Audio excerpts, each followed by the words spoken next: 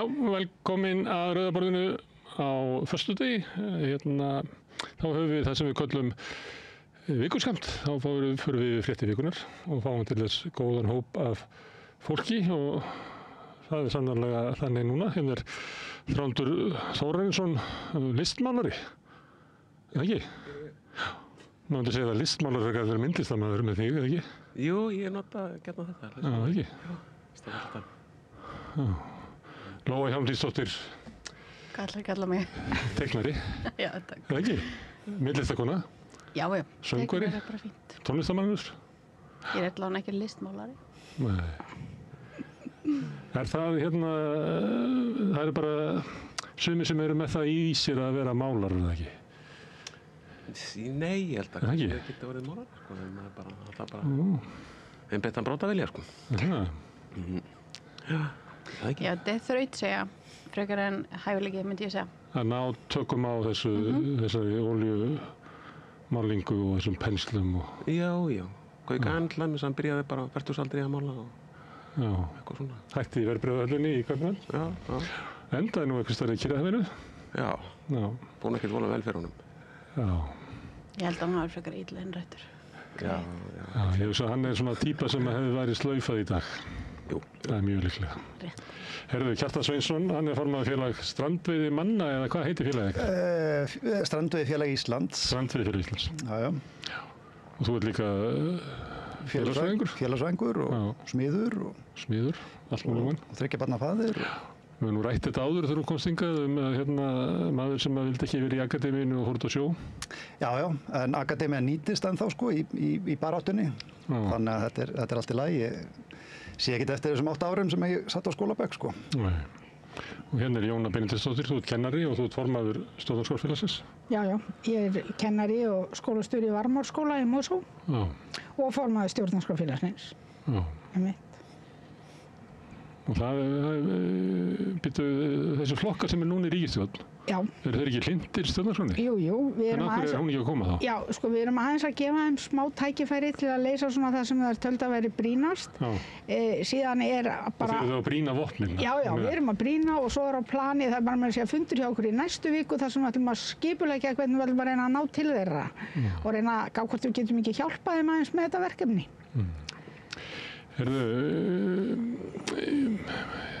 Það er föstudagur í dag, það var frí í gær. Ég held þetta sé kallað klemmudagar. Hafið þið heyrt það hugtak? Já. Klemmudagar. Já. Það er þegar það er sem sagt frí á 50 eins og oft er, sem þetta eru fyrsti uppstýringadagur og eitthvað meira þegar ekki. Og getur náttúrulega lent á þessu. Að þá eru hugmyndir það að hafa ekki frí í gær, heldur að hafa frí í dag. Og ég spyr ykkur, þetta er svona bara spurning sem bara liggur á bara venjulegu fólki. Þetta er ekki hægt að reikna þetta út. Ekki sérfræðingur getur sagt okkur svarið. Myndir þú vilja hafa frí í dag? Það myndi ekki breyta miklu fyrir mig, sko. Er aldrei fríð þar? Nei, ég fer bara að vinna í fríinu, sko. Ég var nú að vinna í gær hérna og ég minnst út á Granda og þá var þessi björgunaraðgerð hérna bara fyrir klukkan hjá mér. Já. Það var svolítið forvitnilegt. Þeir voru að leita að sjósundsmanni. Það er ekki ennþá fundið. Nei. Og ef hann er sko, getur vel verið hans að koma í land, þannig það er ekki gefið að hann hafi eitthvað slísorðið. Nei, það var kallað út alveg rosa marga bara.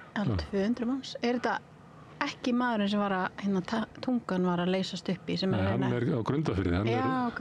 Ég held að það veri sami maðurinn. Ég held að hann sé komin á slóðir Kjartans. Hefur orðið varðið á þínum bróðurum, syndandi mann? Nei, ég hef nú ekki séð, ég hef búin að sjá hvali og háerninga og annað slíkt sko, en ekki syndandi mann. Nei.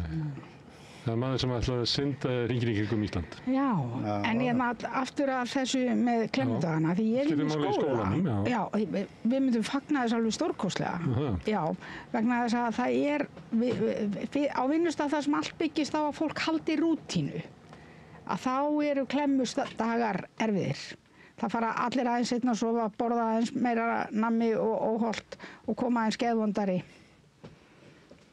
næsta dag. Geðvondur dagur til viðbótar? Já, svona aðeins meiri erfiðleikar, sko. Það er langt best að hafa bara rútínuna alltaf eins þegar fyrir börnin, sko. Já, þau tróðu bara einn starfsdegi í dag í skólanum í hverjum mínu. Það er eina vitið sko, en í Bretlandi þetta þannig að hérna frídögunum alltaf splæst aftan við sem sagt mánudaginn eftir helgi sko, þannig að ef fyrsti maí lendir á föstudegi þá það mánudagurinn 4. maí sem að verður frídagurinn og mér finnst það nú svona eina vitið og fyrir okkur trillukallana, ég hefði miklu frekar vilja vera með frí í dag því ég má ekki róa á föstudögum en ég misti þetta inn í gær blíðu dag og svo hérna skítaspá fyrir næstu viku lagði á leiðinni.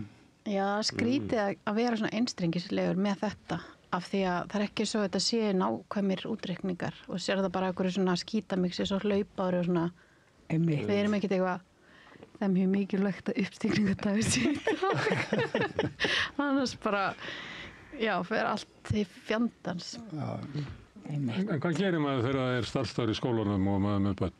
Þá var maður bara grounded heima, eða ekki? Nei, ég dró hana bókasafnið fór maður í klippingu. Já, en þú verður að sinna bandinu. Þú getur ekki verið í... Já, mér finnst það erlegast að vinna á kvöldin. Já. Og ég get bara stýrt tíma mínum þannig. Já, þú vinnur hjá sjálfur þér. Já. Og hefur náð þessu samkomulagi við þinn yfirmann. Sem er ég. Já, sem þú. Herðu, hvað haldið að segja frétta í þessu viku? Það alls konar veit ekki alveg hvað ég á að byrja. Það var fréttin í dag og svona framöldið degi og í gær var eiginlega tengdist þér, Kjartan. Já. Þá kom einhvern veginn fréttur það að ríkisstjórnin ætlaði mögulega að því að komið fram á hún ætlaði ekki að senda ykkur í land í júlí, heldur leyfa ykkur að vera í 4 mánuði, 4 daga í viku allan tíman. En það gæti lausnin verið svo að þau fengi bara að afla minna á hverjum degi. Já, þetta var svolítið skrítinn dagur í gær og hérna hann fór svona einhvern veginn út allt og þetta nú kannski svolítið svona sértækt málefni fyrir svona almennan hóp þannig að en með leyfi að þá má ég kannski aðeins bara stikla á stóru og hérna reyna að útskýra það á mannamáli. Þannig að ég var mjög líka þetta áhugavert að heyra hvað ykkur finnst þetta mál allt saman, þeir sem að svona lifa og hrærast ekki í sjávarútvegi. En það var, já, í fyrra dag kom sem sagt frumvarp frá atvinnuvegaráðherra strandveiðar og í því frumvarpi, það var svolítið skrítið vegna þess að í greinargerðinni sjálfri að þar var talað að það gæti mögulega þurft að minnka skammtinn, minnka það sem við megum veiða á hverjum degi, sem núna 774 kíló, gæti þurft að minnka það til þess að einhvern veginn að teygja lopan, þannig að potturinn okkar, þessi 10.000 tonna pottur, hann myndi duga út ágúst. En þetta kom samt ekkert fram í frumvarpinu sjálfu, þannig að það verður ekki þannig sko, þannig að ráðherra ætlar að bara finna út úr þessu og staðan eins og hún núna, hún bara nokkuð góð, það lítur ekkert út fyrir það við sem að fara langt fram yfir þann pott sem að okkur er gefinn sko. Þannig að við erum bara, við trillukallar og konur erum bara hoppandi ánægð og ráðherra á hróskilið og það er svolítið hressandi að vera komið ráðherra sem að lítur ekki á okkur bara sem einhvern afgang og hausverk. Ég held að seinasti ráðherra sem var svoleiðis var örugglega Jón Bjarnason 2009 eða 10, hvernig sem hann var. Sem bjóð þetta kerfi til, eða ekki? Hann bjóð þetta kerfi til og síðan þá þetta kerfi búið að vera í svona hálfgerðum ólestri og lamasessi og bara til að setja þetta í smá samengi að þá er náttúrulega það sem að við fáum úthlutað í kerfinu og kerfið er opið öllum. Það mega allir Íslendingar, svo lengi sem eru með pungapróf og eiga bát og handfæri, að þá mega þeir sækja leyfi og fá það. Þannig að þetta er eini glugginn svona inn í einhvers konar útgerð og einhvers konar sjómennsku. En það sem að okkur úthlutað er sem sagt af heildarkvóta í íslensku lögsögu, ef við tölum þorskígildist tonn, þá erum við með 2%. Hver er með 98? Já, það eru kvóta já, hvað var maður kallað? Stórútgerðin með langmest af því. Langmest og svo eru einhverja millistórar, en það eru kvótaþegar. Ég vil kalla það kvótaþega kannski frekar en kvótaeigendur, sko. Eins og bótaþegar. Bótaþegar, já. Allavega 2/3 eru eiginlega í eigu svona 14 fjölskyldna. Já, ok, ég var bara að skilja hvernig það tengdist spillingunni miklu. Já, hún tengist svona, sko. Þeir hafa sem sagt yfir 98% af kvótanum.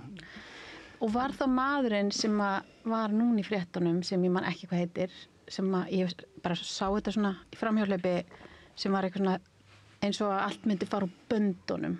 Hann talsmaður þeirra? Nei, allir þú sérst ekki að tala Þorstein framkvæmdastjóra Hafrannsóknastofnunar. Hann kom nefnilega fram í dag og sagði að þetta væri nú alveg ótækt og bara ógnaði sjálfbærnis markmiðum Íslands og allt svoleiðis. Og það er það sem þú ert að segja með því að benda á að þessi bara 2% þannig að það getur aldrei orðið svo mikil röskun að þessi tilefni til að draga þær ályktanir. Já, og svo var það náttúrulega mjög áhugavert að þegar að Bjarni Benediktsson var eitt af hans síðasta embættisverkum, það var að gefa út 3800 tonna djúpkarfakvóta upp frá núllráðgjöf. Hafrannsóknastofnun sagði þessi stofn í svo mikill hættu að við megum ekki veiða eitt einasta kíló. Bjarni Benediktsson gaf út 3800 tonna kvóta upp frá þessar núllráðgjöf til þess að bjarga stórútgerðinni, vegna þess að annars getur þeir ekki veitt einhverja aðra tegundir, þetta er bara meðafli. Og þá sagði þessi sami Þorsteinn að hann var nú ekki með svona eitt svefni við því, sko. En við trillukallar, við erum stærsta og mesta ógnin við fiskistofnana. Það var nú ansæka eitthvað hans tengsl inn í þetta ef hann er að tala svona. Já, og þetta er ekkit eina skiptið sem Hafrannsóknastofnun gengur inn í pólitíkina á þessu og mér finnst það mjög alvarlegt að hann skuli ganga inn í pólitíkina á þessu, en hann er búinn að gera það alveg nokkrum sinnum, bæði með því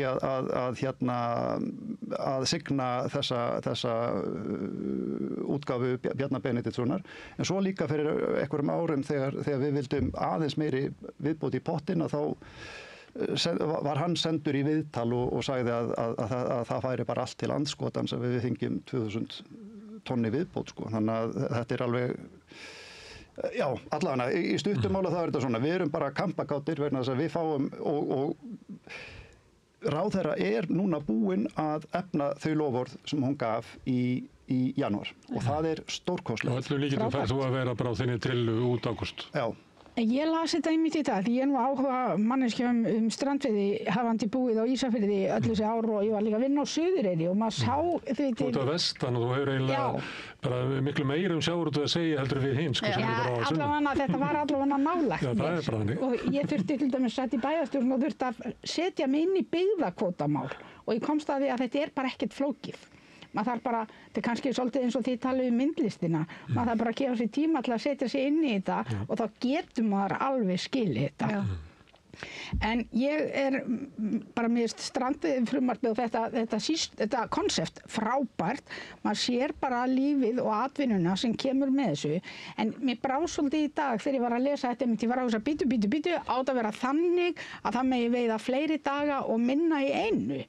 Hvað erum við þá að gera? Já, nei, það verður ekki þannig og enda var það gjörsamlega galin hugmynd og vegna þess að kostnaðurinn og olíueyðslan og allt það er nákvæmlega svo sama hvort sem þú veiðir 774 kíló eða 500 kíló, það er nákvæmlega sami kostnaður, nákvæmlega sama útblástur og allt svoleiðis, sko. Þannig að gjörsamlega galin hugmynd, frekar hefðu viljað fækka dögum á móti ef að það átti að fara eitthvað að draga úr þessu. Og ég veit ekkert hvaðan þessi hugmynd kom. Ég er eiginlega viss um að hún hafi ekki komið frá ráðherra og mig grunar að það sé einhverja svona þingur frá stjórnartíð Kristjáns Þórs sem eru kannski ekkert endilega ráðinni heilt. Sem var sjávarútvegsráðherra en hann var líka á tímabili stjórnarformaður Samherja. Og já, eins og var hann líka bæjarstjóri á Ísafirði. Já, er frægur fyrir það að var hringt í Þorsteinn Má eftir Kveiksþáttinn Namibíu og spurði hvernig hann með liði. Ég málaði þá tvo saman hérna. Þú málaði þá tvo saman? Já, geggjumynd. Það sem að er verið að kissa hring, Þorsteinn Má. Já, ég málaði það líka. Já, það er Bjarni Ben, en er það ekki alltaf þessi ekki svo mynd sem er farið víðast sem þú var búið til? Jú, ég hugsa það. Hún var út allt þarna þegar þú gafst hana út á Facebook. Já, hún bara fór út allt. En svo málaði líka þá Kristján Þór sko og einhverja svona hauskúpur á einhverju skipi á leiðina. Þessar myndir þínar, þetta svona á mörkum sko myndlistar og hvað segir maður, hvað heitir svona kartún? Já, þetta er svona ádælumyndir oft sko. Já, þú ert alveg í kartún, en ekki mjög pólitískt. Þú svona, þitt kartún venjulegt fólk eða aðalega þú, eða ekki bara?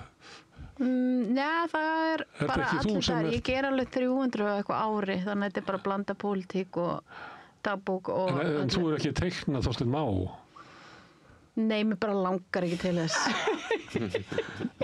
Ég horfði á hann og son hans verið að hrinda einhverju mannaðin í fréttunum og bara, mér líst ekkert át fólk.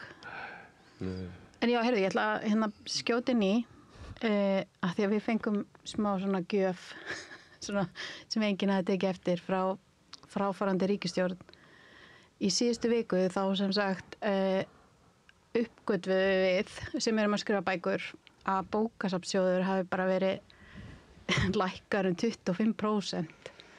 Þannig að við fengum bara 25% tekjuskerðingu á einu bretti og það var bara allt vittlaust af því að allt sem við höfum heyrt til dæmis frá Lilju og bara þeim sem voru að fara þá töluðu svona eins og bara eitthvað að það er að vernda íslenskuna og barnabókmyndir eru svo mikilvægar og við ætlum að gera frumvarp og svo var þetta bara eitthvað svona fengum þetta í skóinn. Það var alveg algjört áfall, sérstaklega fyrir barnabókahöfunda af því að við reyðum okkur miklu meira bókasafnssjóð af því að við fáum minna fyrir bækurnar heldur en fullorðinsbókmenntir og Ykkar eru leigðar meira út? Já, okkar leiða meira út. Hvað kallast það? Já, útlánin eru fleiri per bók og svo og við hefum líka erfiðar að fá listamannalaun, við erum svona neðar, það bara Sigrún Eldjárn, hún til dæmis ekki, hún fær þetta ekki bara... Það ekki börn í útlátunarnefndunum, sko?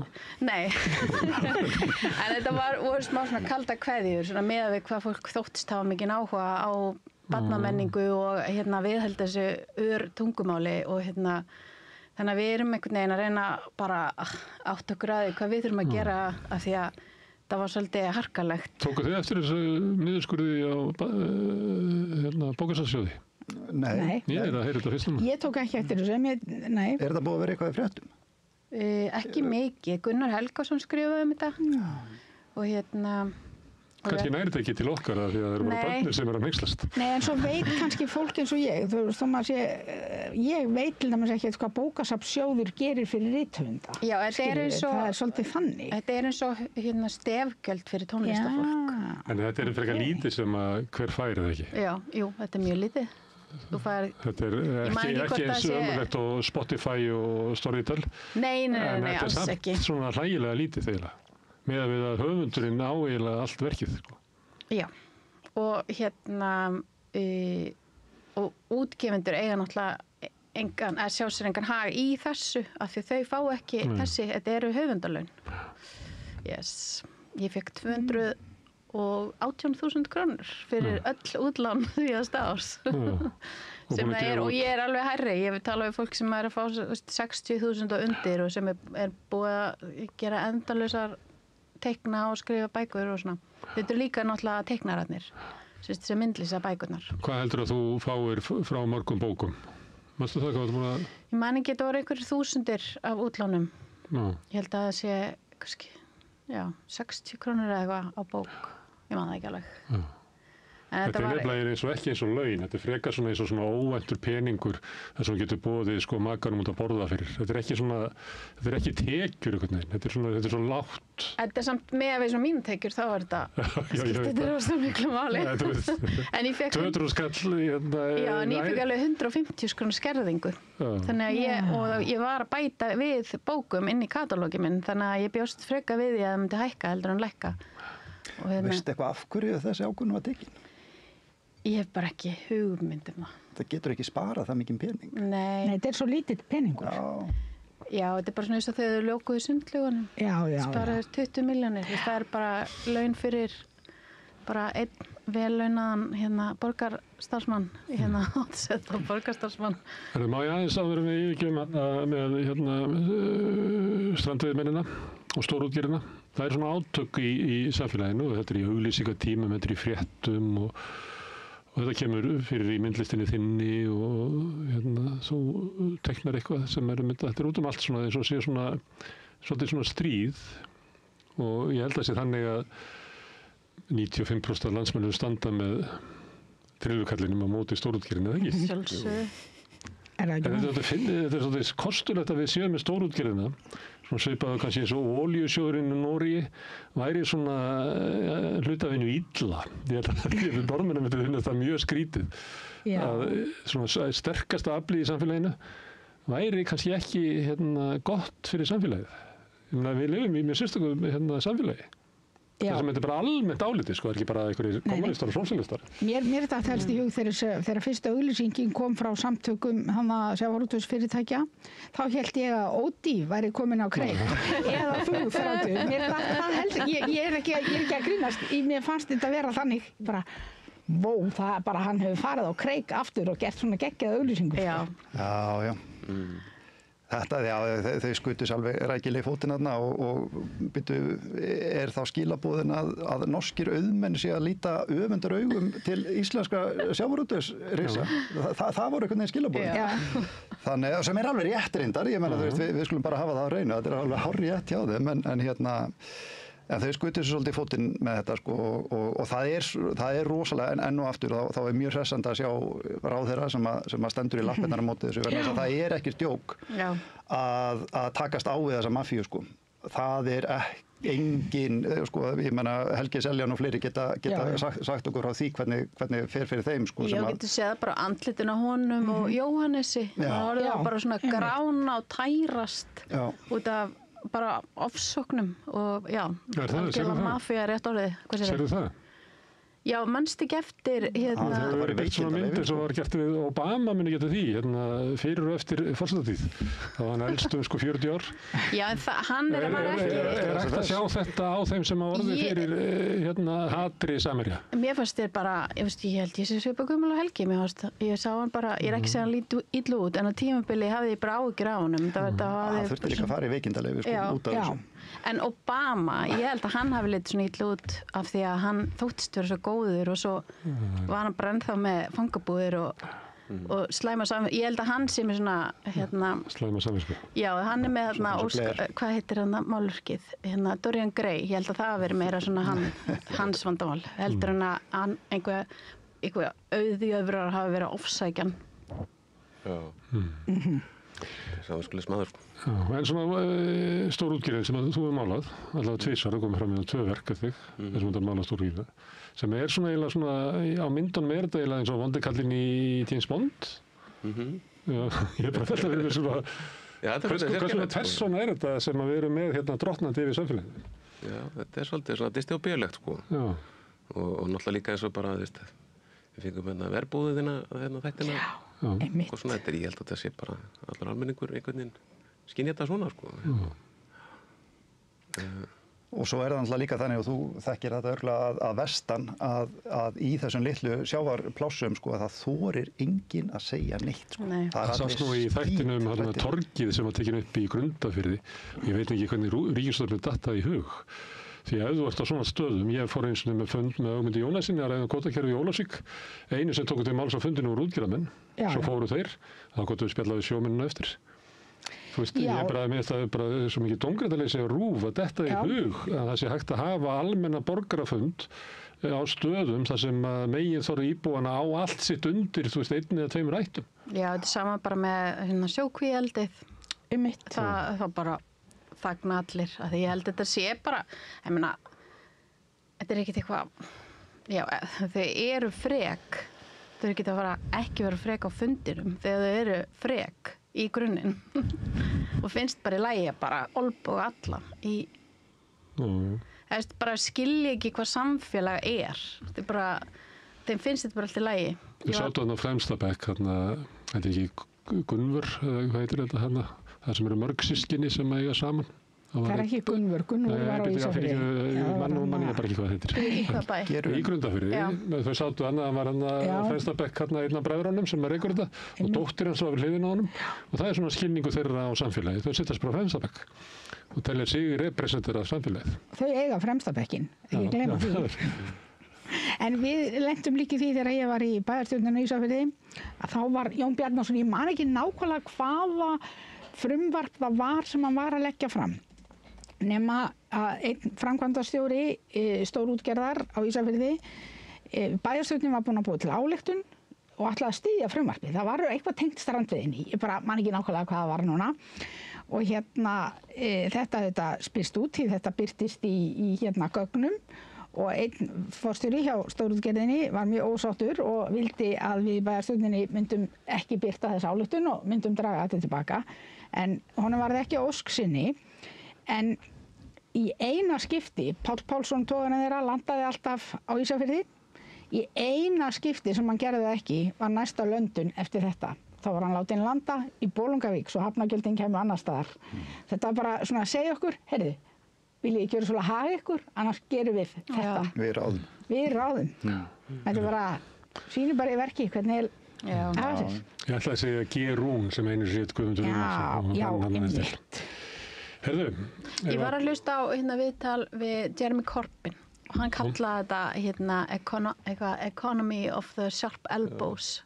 Svona, varstu að hlusta á þetta? Já, bara hvernig, bara allt frá tímum Margaret Thatcher og þeirra, það sem var bara normaliserað að níðast á náunganum og skilja ekki hvernig samfélög eiga að vera og bara moka út úr öllu, bara heilbrigðiskerfinu og öllu, engaveða allt og tilgangur allra þessa kerfa voru til þess að fólk hefði það betra og svo kemur bara fólk með ryggsuguna og beitt olnboga. Það er verið að meina beitt olnboga af því þetta er fólkið sem að fer á útsöluna og bara er tilbúið að meiða aðra bara til þess að fá betri díl sjálf.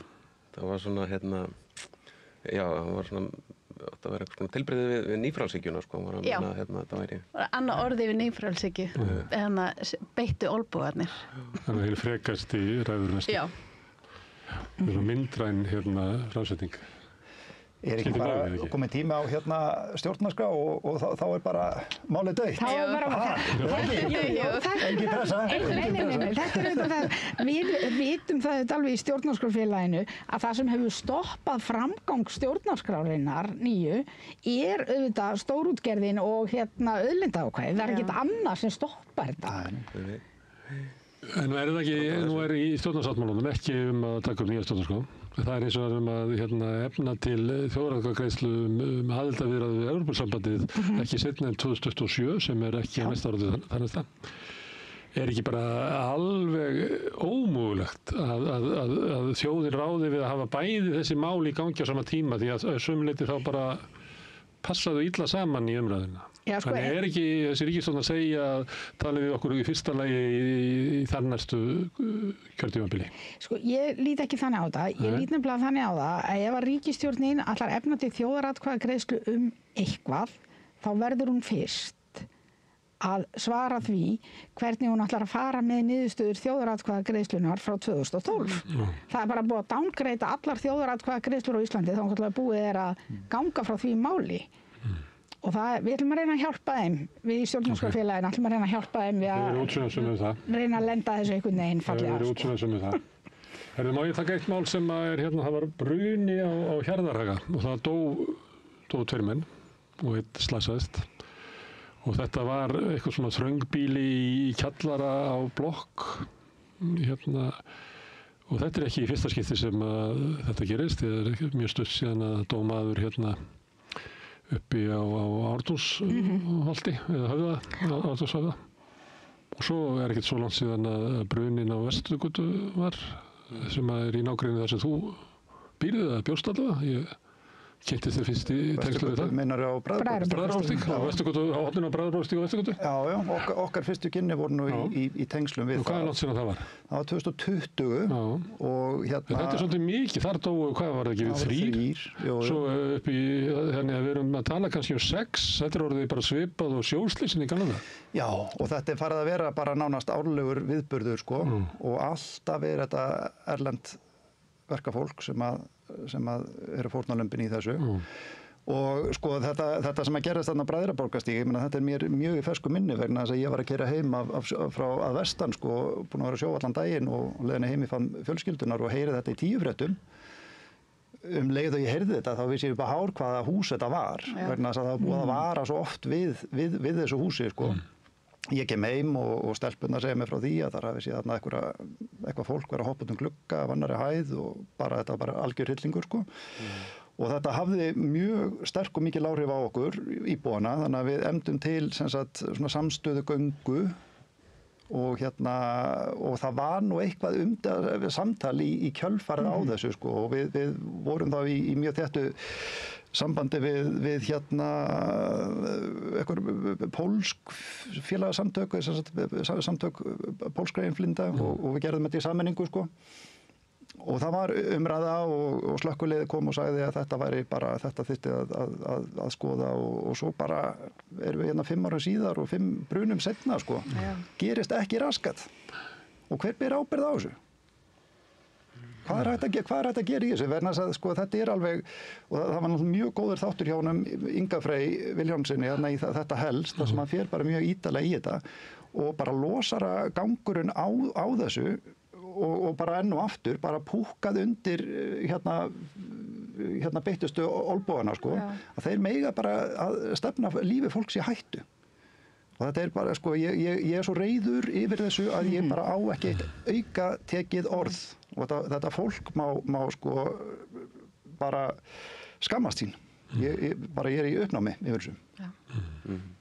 Það var skrifað málið upp á Ártúnshöfða á Samstöðinni þegar við vorum svona að reyna að efla fréttavefiðar og þeir sem leigðu það út, sem eru með starfsmannaleigur og láta fólki búa í svona verbúðum, að þau stemdu og við erum búin að vera í málaferlum í heilt ár, gríðarlega kostnaðarsömmum. Stemdu þau ykkur fyrir að fjallum þetta? Þetta er bara sósíópatar. Nútíma þrælahald. Já, sósíópatar. Sker enginn svona, það fleitir enginn rjóman svona, öðru heldur en að vera bara ótíndur sósíópati. Já, glæpamennska. Þetta er ekkert annað. Og svo er náttúrulega líka, já ég veit að þetta er samt glæpamennska. En svo sér maður þetta líka, eins og í byggingaiðnaðinum gríðarlega mikið, þetta blessaða fólk sem er að koma til landsins til að vinna og aðbúnaðurinn er alveg ömurlegur. Það er ekki hægt að segja annað. Og þetta er bara, nýjasta, sko, það er alltaf einhverjir sem að reyna að hirða rjómanavinnu annarra og nýjasta sem ég heyrði voru dósakóngar í Reykjavík. Hafið þið heyrt um það? Nei. Það er sem sagt orðið þannig að þú getur ekki tínt dósir og skilað nema að vera með bankareikning. Af því að þú getur ekki lengur farið og fengið peningin neins staðar. Og það er rosalega mikið af fólki sem er hælisleitendur, að ég býn og niður í miðbæ, maður sér þetta mjög mikið, sem er að safna dósum og þeir sem eru ekki með kennitölu geta ekki fengið bankareikning, að það eru einhverjir dósakóngar sem hirða kommissjón af öllu sem þeir safna. Vá, smart. Þannig ég legg alltaf dósirnar svona við hliðin á öskutunnunni. Þannig ég á kannski bara þetta því það er einhver svona dósakóngur sem að færa. Hann fær örugglega helminginn. Þetta er nýjasta stéttin. Vá, hvernig niðurdrepandi. Já, þetta er svolítið niðurdrepandi. Það var nú mjög góð frönsk bíómynd sem að fjallaði svona svipað á Volter hér. Það sem að þú ert hælisleitandi og færð bara einhverja, ég man ekki hvað er, þú veist, svo lítið og getur ekki lifað af því. Og þá ertu að reyna að vinna og þá eru menn að einmitt að leigja kennitölur. Já. Og þá er það ef ég get skráð mig inn í Volt, að þá læt ég þig vinna fyrir mig á kennitölunni. Og tek allan arðina því. Ég man ekki hvað sem mynd heitir, það var alveg frábær mynd. Í störfin sem hafa skapast út af fólki sem er að flýja eins og til dæmis bara frá Sýrland og Palestínu og öllu, það komin alltaf bara auka hagkerfi fyrir alls konar smyglara og bara fólk sem að nýta sér neyðina. Það bara búið að myndast alveg ótrúlega störf í bara svona eymdarbransa þar sem að fólk að fá borga fyrir að fara með fólk á einhverjum döllum. Og við samþykjum þetta eins og sumuleyti Hjarðarhagamálið, við horfum til þess og þetta með þessar starfsmannaleigur og þessar verbúður og svona, að þá samfélagið ekki að bregðast við þessari stöðu vegna þess að þetta bara útlendingar. Já, og við erum svo lengi með svo Kárahnjúka harmleikurinn, bara allir Portugalarnir og Kínverjarnir sem voru að vinna þar, bara í einhverju hörmulegu með þess að fram í morðar og bara, það enginn að pæla í þeim af því þau ekki fólk fyrir fólki sem ræður og græðir bara, vill bara fá eitthvað ódýrt vinnuafl. Þetta bara sama fólkið, bara þessar frekjur sem finnst ekki eðlilegt að það sé eitthvað jafnt. En það náttúrulega hefur alltaf verið til þannig fólk og verður alltaf til þannig fólk. Það stjórnvalda og stjórnsýslunar að taka fram fyrir hendunar á þessu fólki. Svo þessi get ekki verið geðþótt ákvarðanir að því kerfið svo gallað að það bara, næs ráðherra. Það stendur og fellur með einhverjum persónuleik. Bara svo að samfélagið sé ekki Dickens fjallar náttúrulega hvernig kapitalismin var í frumbernsku sinni, þar sem allir voru einhvern veginn að reyna að græða hver á öðrum, alveg anstíkileg samskipti persónuna, að sumuleyti við á sökkva þangað aftur. Þess vegna það bara samþykki í samfélaginu að þú getur bara ég geti grætt á þér af því að þú ert bara veikstæður og þú getur ekki kvartað og hvað þetta ekki bara einhverjum útlendingar og þannig að við ættum líka að horfa til þess, ekki bara að horfa á reglur og lög, hvort að við sem bara missa svona siðferðið í samfélaginu bara eitthvað niður. Já, ég man eftir því þegar við fluttum heim frá Englandi 2014 og þá var þessi þróun akkurat að fara að byrja og þá voru nokkrir sem voru að vara við því að það væri verið að búa til bara alveg splunkunni að undirstétt, svona underklass á Íslandi. Og núna 10 árum seinna, þá það bara, það er orðið. Já, og orðið bara greift inn í samfélagið og kippir sér enginn upp við þetta lengur. Nei. Líka bara lásuðu au pair-kerfið. Já, það sem verið að misnota af vinnuafl og bara réttindalausa konur, oft frá Filippseyjum og Tælandi sem koma hingað ekkert tryggðar fá 60 skall á mánuði, fjölskyldur að deila þeim og látna vinna miklu meira en hvað 30 stundir á viku og engin stéttafélag, það ekkert utan þetta er bara algjört vinnumannsal búið að taka fyrir þetta í Noregi og þetta var út frá dönsku þáttunum umræðan sem var þú ert bara eitthvað svona, já, sniðugt. Það er ekki eitthvað skiptinema, þetta er eins og skiptinemi nema bara svindl.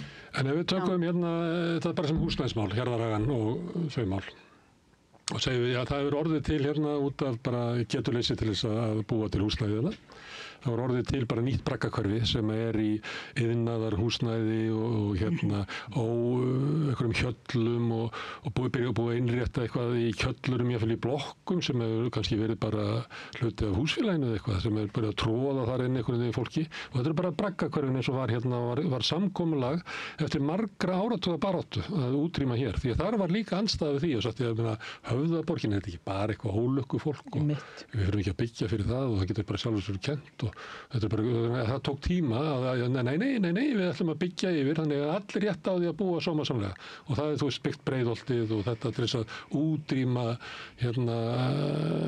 hjöllunum og ógeðinu og bröggunum.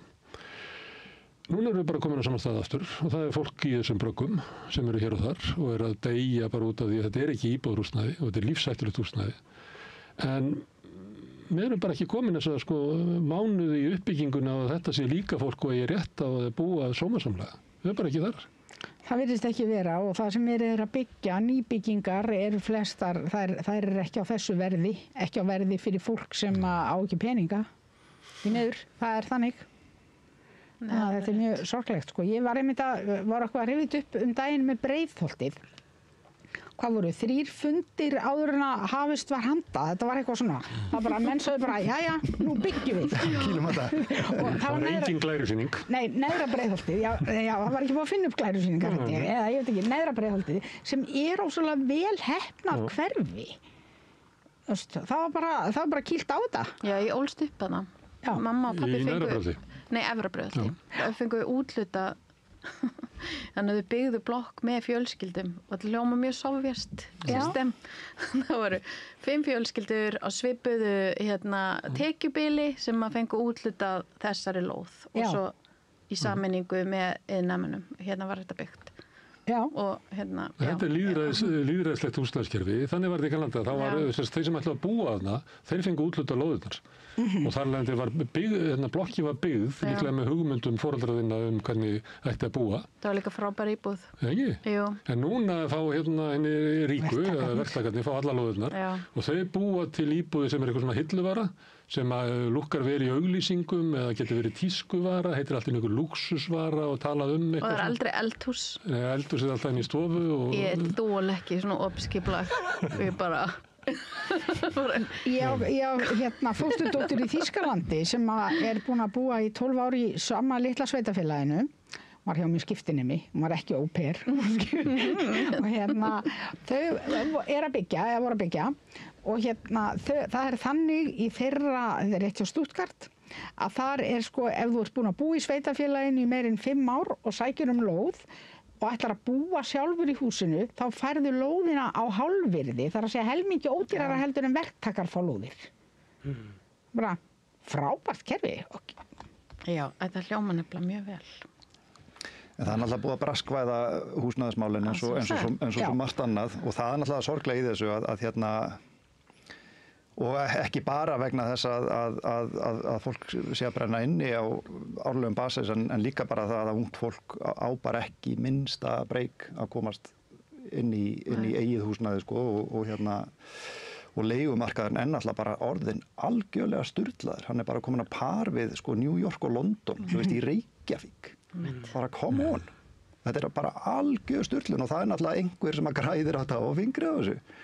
Og ekki það ég sé að fara ykkur aftur inn í sjávarútveginn en bara nota bene að þá eru stærstu aðilarnir þar að stórtækir í fjárfestingum í húsnæðis geranum bara svona sem smá hliðarspor en það er þessi braskvæðing heimilisfólks sem að og ég veit ekkert hvernig það verði hægt að vinda ofan af þessu núna vegna þess að ef húsnæðisverðið búið að hækka 120% á undanförnum 10 árum, þeir sem að keyptu fyrir 2 árum síðan, þeir eru aldrei að fara að sætta sig við það að verðið, að húsnæði þeirra sé að fara að lækka.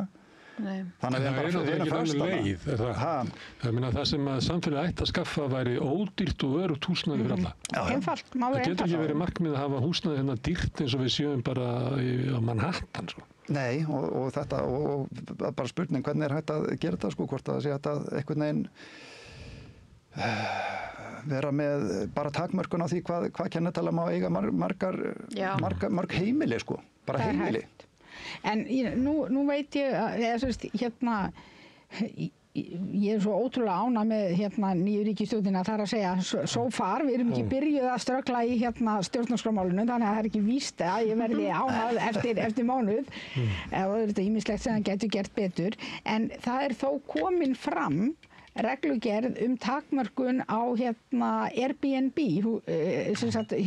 skammtímalegu. Ég hef stundum verið að hugsa, ég held að það er kannski svona 4 sem búa á Njarðargötunni. Annars er öll Njarðargatan skammtímalega. Það er til fullt af húsnæði. Það er bara verið að nota það í annar. Já, það er nefnilega málið. Ég fann mjög fyrir þess að ég bjó á Þórsgötunni og hafði flutt þar inn í svona þorp eins og miðbæri var það var eins og búið í þorpi. Það var þéttbýlt þorp og maður labbaði út og heilsaði en svo bara allt í einu bara leystist þetta þorp upp út af þessu. Allt í einu var kannski bara þriðjungurinn sem bjó í þorpinu. Hitt var allt bara túristar sem voru að koma að fara og alveg umbreyttist hverju bjuggu í þessu þorpi.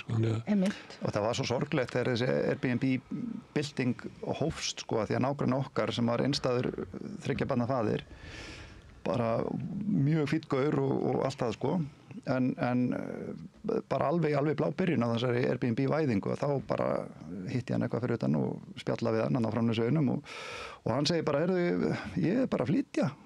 Leigusalur minn sagði hann alltaf að hækka leigunum 150 skall á mánuði og að því hann, þú veist, getur fengið það á Airbnb.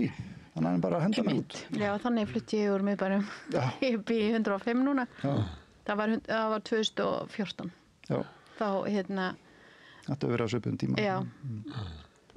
Já, og sko, til dæmis henta mér miklu betra að vera leigjandi af því ég svo ótrúlega óhandlagin manneskja. Það væri bara fínt að geta verið í því hverfi. Það hittir þetta eiga hús og svo kemur allt innu drenið. Það er svo óspennandi. Það sem ofan í jörðinni, það er svo agalega óspennandi en kostar svo mikla peninga. Ég finn alltaf til með fólki sem segir að við erum að byrja að taka drenið. Það er maður svo heilt marga sögur og svo bara er þetta eins og dóminó, sko. Svo kemur hitt og svo kemur þetta og endanum er þetta sko framkvæmdur upp á 12 milljónir. Ekki snerta drenið. Nei. Er ekki dren, ekki sýta dren. Þetta með brunan tengir svolítið svona afstöðu samfélagsins til innflytjenda. Það verða fundir á bæði Austurvelli og Ingólfstorgi morgun. Já. Það Austurvelli eru þeir sem að líta á innflytjendur og kannski sérstaklega flóttafólk frá tilteknum heimssvæðum sem ógn samfélagið. En á Ingólfstorgi er samstöðufundur gegn rasisma. Þetta sprettur svolítið upp á umræðum það var líkamsárás í Úlfarsárdal og svona einstök svona glæpamál líka svona eitthvað ástand á leigubílamarkaði eftir að þar var öllum hömlum létt. Hvernig slær þessi svona umræðu? Erum við að fara inn í að getum við bara verið. Það voru svona hótanir eiginlega það að einhverju menn sem ætluðu bara að fara á lemja fólk sem ætlaði að ganga eða funda gegn rasisma. Já, já. Þess vegna fluttuðu, þau ætluðu að vera Austurvelli sem voru gegn rasisma, fluttu sig úr Ingólfstorg til þess að myndi ekki klassa saman þessum tveimur hópum. Geti það samt ekki gert? Það er stutt þarna á milli. Já. Sko, ég ætla að segja áðan með hvernig hægt sporna við þessum, það er til dæmis af því að það hlýtur einhverstaðar að þrengja að þessu fólki sem er að fara að mæta brjálað á Austurvöll og reitti út í flóttamenn sem er bara, ég held að gera sér ekki grein fyrir hvað þetta er lítið af fólki sem kemst hingað í raun og veru og þau eru að koma út frá einhverjum svona skorti sem eru reiði út af einhverju að því að það er búið að taka eitthvað frá þeim og þau eru bara að horfa í ranga átt og það hendar til dæmis bara einhverju, bara, þú veist, einhverjum auðkýfingum og fólkinu sem stjórnar hérna að henda þeim óslega vel að við sem bara eitthvað að rífast bara, þú veist, eins og transréttindi og útlendingamál að henda þeim bara mjög vel að allir séu bara reiðir og þau eru alltaf að tala um polariseringu og stöðla svo bara að polariseringu en þetta, mér langar svo að vera til stjórnmálaafl sem er bara svona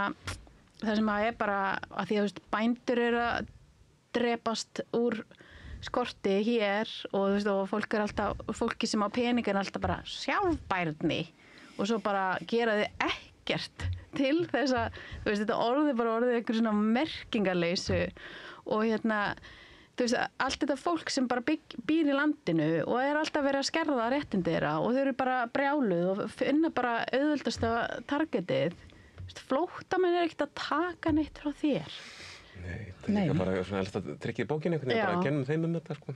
Og svo, en er þetta ekki líka mikið til bara fluttinn frá Bandaríkjunum, svona Ísland? Þessu orðræða, allavega þessi vókumræða. Það er svo kostulegt að það er sárlítið vók á Íslandi, en það er orðið rosalegt anti-vók. Við það ægir þetta var að flytja anti-vókið á þess að væri vók. Já, ég ætla bara að segja, ég horfði á viðtali þar sem að vók, svona Ground Zeroið var bara í þessu herbyggi þá tók mér svo langar tíma til að skilja að ég er eitthvað, hvað er hún að segja og svo fattaði ég að það sem hún kallaði vók er það sem ég kallaði öfgamiðju það sem að er fólki sem að er í ógeðslega góðri stöðu þykist vera miðjuflokkar eru alltaf að hjálpa hærinu og eru síðan bara eitthvað að taka svona mannréttinda bara til héraðan og þaðan og er eitthvað svona úr svona hæfilegri fjarlægð en myndu aldrei fórna sér fyrir það og aldrei taka, sem eru raunverulega dyggðarskreitingar, ekki fólki sem bara á gólfinu og fólki sem standið í allri baráttunni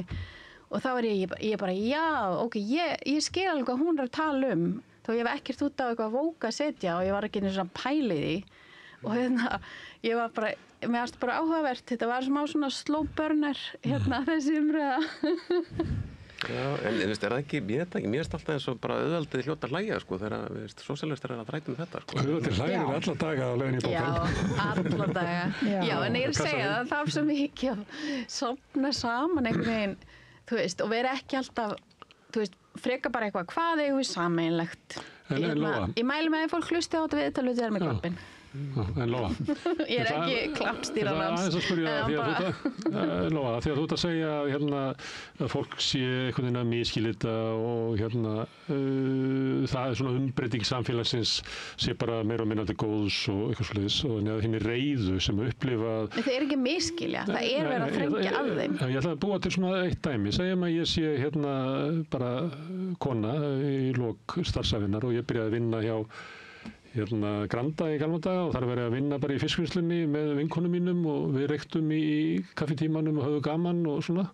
Núna ég ein eftir og það eru eiginlega aðalega konur frá Filippsum sem að vinna þarna og svo fer ég heim upp í Breiðholt þar sem að voru vinir mínir í stigagangnum, nú bý ég ein í stigagangnum og núna eru meira og minna fólk frá Póllandi og öðrum heimslutum sem að búa þarna og hverfið sem að ég ólst upp í og þú ólst upp í, það eiginlega orðið óþægilegt, það er ekki töluð íslenska á skólalóðinni í Fellaskóla þannig að skólalóðin hefur ekki stuðning við þá sem að koma utan af og þurfa að læra íslensku vegna þess að það er eiginlega ekki íslenskan fallin á skólalóðinni og heimurinn sem ég bjó í að ég gat labba út í búð og út í kjörbúðina núna er bara ein pólsbúð þarna öðrum megin og ég veit ekki hvað er hinum megin og þessi heimur sem ég held að ég var að ganga inn í og ég veit að ég er á leiðinni á hjúkrunarheimili og elliheimili og þar segja vinkonur mínar að fólki skilja ekki íslensku sem að sinna því að það er ekki íslendingur. Þannig að heimurinn sem ég held að ég geti gengið inn í og væri örugg með, hann er eiginlega horfinn. Hvað myndir þú segja þessu konu? Hvað myndir þú segja við hana? Og hún bara villit ekki. Já, en þetta er ekki fólkinu að kenna þessi býr þarna. Ég vil fá Breiðholtið mitt aftur. Já, en það er bara búið að færast til hverjir eru fátækastir. Já, en ég var skilin eftir. En þetta ekki svolítið partur af því að við erum svolítið föst í því að horfa alltaf á einhverja mynd sem við þekktum og þannig eru hlutirnir réttir. Við þurfum svolítið að komast út úr því að það getur svo miklu fleira verið bara ágætt. Það er ekki endilega rétt eins og ég sá það fyrst. En hversu mikið af þessu til dæmis af því það þurfti ódýrt vinnuafl og ódýrstu íbúðurnar voru uppi í Breiðholti. Þetta er ekki því fólki að kenna. Nei. Og þessi kona það bara að kynna sér málin aðeins betur í staðan fyrir að sitja og röfla. En ætti það ekki að vera eitthvað svona pláss í samfélaginu þar sem að sagan sem að hún upplifði og það sem hún varð fyrir sé sögð einhvern veginn þannig að hún geti skilið það en ekki alltaf að það sé eitthvað að henni. Já, en ég get líka verið bara einu sinni bjó ég niður í bæ og var úslega gaman allir vinir mínir að listaháskólanum skilurðu. Já, en ég er ekki eitthvað svona svo kom bara til túristarnir og fara að kenna túristum en ekki bara... Ég var næstu að segja þetta á hann. Já, en ég bara segja skipulagsleysið og bara eitthvað svona græðgi og það er það sem gerði vandamáli, ekki eitthvað, þú veist, og fyrir utan bara eitthvað, af hverju getur ekki alveg spúið liðan á manneskja á Póllandi og verið bara þú ert ekki Guðrún. En Lóa, þá segir konan frá Breiðholti, þú getur sagt þetta við mig þar sem að búa 70% innflytjendur í mínu hverfi í Laugarnesinu þar sem þú býrð eru bara kannski 4%. Litlu Stokkhólmi. Já, bara 4%. Já, ég veit það, en það er líka ógeðslega dýrar íbúðir þarna. Já. Þannig að þú getur keypt frá vandanum. Ég sitt uppi með honum. Ég er í samkeppni við aðflutt vinnuafl í verkamannavinnunni minni, gagnvart húsnæðinu mínu. Ég keypti mig ekki frá vandamálinu. Ég festist í Laugarneskverfinu því sonur minn eignaðist líf þar. Mér langar ekki að búa í Laugadalnum. Við ætlum að taka svona Stefán Einar á þig, alveg með árásir á þig. Já, en ég veit ekki, þú veist, hvað ertu að reyna að hanga með okkur? Nei, ég er bara að velta hvort að við gleymum stundum að eiga umræðuna. Það eru náttúrulega þolendur þessar samfélagsbreytingar sem orðið hérna, sem að hafa þolað mest breytingarna sem orðið á vinnumarkaði vegna starfsmannaleiga og aðflutt vinnuafls sem hefur verið skilið eftir. Og þú veist gott að við getum alltaf sagt við það fólk að það verður bara einhvern veginn að bara fatta þetta einhvern veginn. Já, ég myndi hafa mjög mikla samúð með þessari konu, persónulega, og mikinn skilning á hvernig henni líður með þetta allt saman. Og ég held að það sé allra versta sem við getum mögulega gert ef hún fer að kvarta yfir Pólverjunum eða eitthvað svoleiðis, það að kalla hana rasista, sko, vegna þess að það ekki, sko, þá erum við bara komin, sko, í einhvern stað þar sem að samtalið er bara búið, sko. Og þetta kemur ekkert af rasisma, þetta kemur kannski af einhverju svona fortíðarþrá eða eitthvað svoleiðis, sko. En það að fara strax að segja bara, heyrðu, þetta er bara rasismi og málið er útrætt, ég held að það sé alveg alversta sem við getum gert. Það er líka bara mjög mikil einföldun á vandamálinu og tilfinningu þessari konu. Jú, akkurat, sko. Og ég held að mikið af þessum, ég veit ekkert fólki sem er að fara að mótmæla útlendingum þarna. En ég er alls ekkert viss að það sé allir þar sem eru bara rasistar og harðir á móti útlendingum, sko. Þeir eru svolítið mikið að segja, sko, að þróunin í samfélaginu er að fara í vitlausa átt. Því miður þá verða útlendingarnir fyrir barðinu og eins og bara sem þeir lægst settu í samfélaginu. En það er mjög hættulegt að fara að kalla bara alla rasista sem að hafa áhyggjur af því hver samfélagsþróunin er. Og ég sá þetta vegna þess að ég satt á fyrsta bekk í Bretlandi og horfði á bakslagið við antirasisma, sko. Þegar ég var að vinna, sko, frá 2004 til 2014, þá var ég að vinna hjá antirasista samtökum í Bretlandi við rannsóknir og stefnumótun. Og á þessum tíma, sko, þegar ég byrjaði hjá þessum samtökum 2004, þá vorum við búin að vinna umræðina. Argumentið var búið. Þú veist, það var að versta sem okkar mögulega kalla nokkurn mann og það var rasisti. Og þú veist, það var búið að vinna þetta. En svo var, sko, boginn spenntur aðeins og mikið og þú veist, ég satt með kollegum mínum og horfði á við 2009 þegar Obama var svarinn inn, sko, og við bara, þú veist, heyrðu, þetta er bara búið. Svo kemur bakslagið og þvílíkt bakslag. Og bakslagið kom vegna þess að það var verið að tróða öllu inn í eitthvað rasista form. Bara alveg sama hvað það var.